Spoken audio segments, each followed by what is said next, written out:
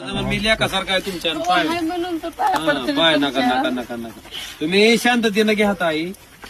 कसं असतंय कुठलं बी संकट आलं आणि असं वाटोळ करणाऱ्याच्या काय त्याच्या पत्नी पडत नसते. त्याला बी हे जे भोग जे असतं त्याला भोगावं लागत असते. त्याला मोपाचा आनंद आहे तुमच्या अन्नात माती कालवल्याचा, पण त्याला भोग भोगायचा असते आणि देव त्याला भोगायला लावित असते. तुम्ही काळजी करू नका त्याची.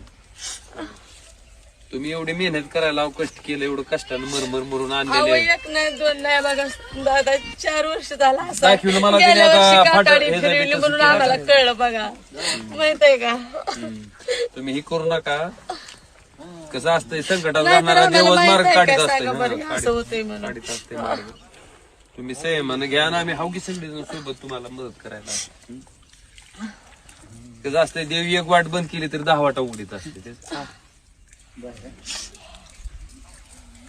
फक्त आता ही झाड वाचलं पाहिजे, झाड वाचलं पाहिजे. महत्वाचं आहे. कारण एवढं पुढं औषधं पाणी सारखी चालूच आहे ती सोडायला फवारायला. ह्या वर्षी माहिती आहे काय का, खर्च डबलच आमचा त्याचा वाढतंय की. एकमेव अशी बागा आपल्या भागातली की तिला एवढा माल होता. एकाला 5-5 गड होतं. आता राहिलं ते सगळं सोडून एकान दुसरा ठेवतो. माझी वैयक्तिक काय मग तुम्ही सोडून दिले बघा, मालच नाही. आता ही काढणार का पुन्हा? हे परत काढायचं तिकडून काढत आले ते आता. मी मग अशी ते आईली म्हणलं की असं दुसऱ्याचं वाटोळ केलेलं असतंय का त्याचं भोग लय बेकार असते ती. म्हणजे ती विचार करायच्या पलीकडे असते. तुमच्या पोटात जेवढी आग पडली का त्याच्या लाखपटीने त्याच्या पोटात पडत असते. एवढं सोपं नसते आणि देव घडून आणते.